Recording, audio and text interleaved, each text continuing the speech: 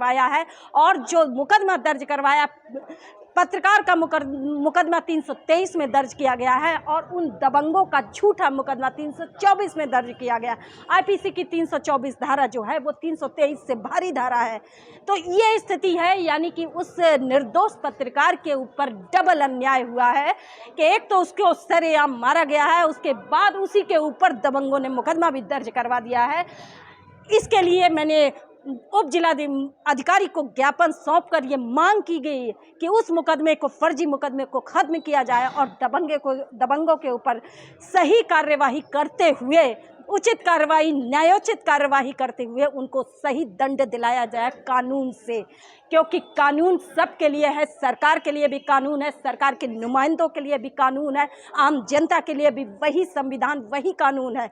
किसी को कोई भी घटना अगर हो रही है तो उसकी जानकारी आप पुलिस प्रशासन को दीजिए। अपने हाथ में घटना, कोई भी फर्जी घटना बनाकर आप किसी को भी पीट सकते हैं। आपको लव जिहाद के नाम पर पीटने का अधिकार किसने दिया है? कानून ने दिया है, सरकार ने दिया है। अगर अथराइज किया है तो उसकी अथराइजेशन आप दिखाइए, जनता को सार्वजनिक करिए कि हाँ, हमें अथराइज है कि हम कहीं भी लव जिहाद के नाम पर किसी को पीट सकते हैं।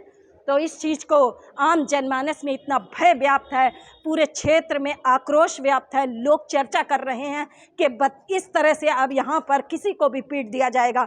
तो इस बात को संस्था ने संज्ञान में लिया है और मैंने इस ज्ञापन की प्रतिलिपि सभी उच्च अधिकारियों को, जिले के जिलाधिकारी महोदय, आईजी महोदय, एसएसपी महोदय, कमिश्नर महोदय, सभी को मैंने ये प्रतिलिपि इसकी भेजी हुई है। मैं सभी अधिकारियों को उसका संज्ञान देती हूँ कि ये घटना इतनी बड़ी है, इसके बाद अगर कोई दूसरी घटना घटती है तो इसके लिए पूरा प्रशासन जिम्मेदार होगा, क्योंकि मैं संस्था के नाते जनहित में कार्य करती हूँ, जनहित की आवाज़ को उठाती हूँ। मैं पूरे ज़िले की सरकार को, पूरे ज़िले के प्रशासन को भी अवगत करा रही हूँ इस घटना के बारे में, ताकि अगर मैंने ये भी कहा है उसमें जितने भी एविडेंस हैं वो पुलिस प्रशासन उसको निकाले और संस्था को भी प्रोवाइड कराए। वहाँ पर जो उसके अंदर थाने में बैठकर हुआ था उसको सीसीटीवी कैमरे अगर वहाँ लगे हैं तो उसमें ज़रूर वो कैद है।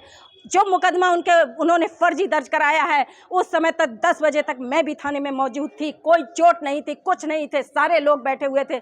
उसके बाद ये फर्जी मुकदमा कैसे दर्ज कराया, उसकी मुझे सीसीटीवी फुटेज की मांग संस्था करती है।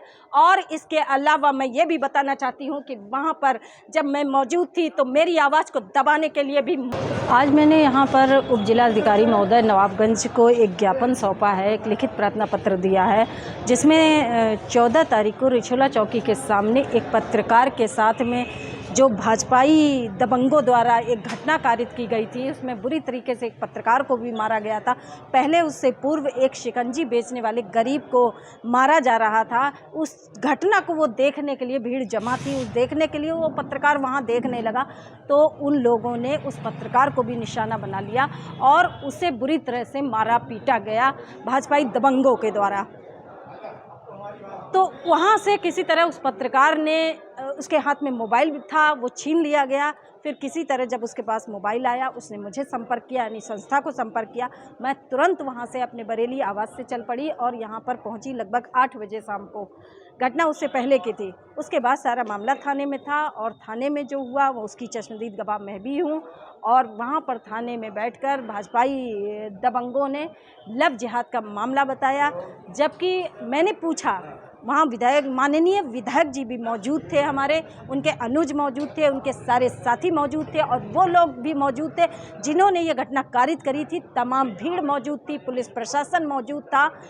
उसके पश्चात मैंने पूछा कि आखिर इसे क्यों मारा गया, इसने कौन सा ऐसा अपराध किया था। अपराध किया था तो उसके लिए कानून है, किसी को सज़ा देने का अधिकार नहीं है। तो पूछे जाने पर बताया, माननीय विधायक जी ने भी बताया और उनके अनुज ने बताया कि लव जिहाद का मामला था। तो मैंने कहा ऐसा क्या हो रहा था जिसे आप लव जिहाद कह सकते हैं। तो उन्होंने कहा कि 2 लड़कियों को एक मुस्लिम लड़का कोई भगा के लिए जा रहा था, ऑटो में बैठा के लिए जा रहा था। तो मैंने पूछा वो लोग कौन थे, आप उन्हें जानते हैं क्या, उन्होंने कंप्लेंट की आपसे, कोई उनके घर से कंप्लेंट आई।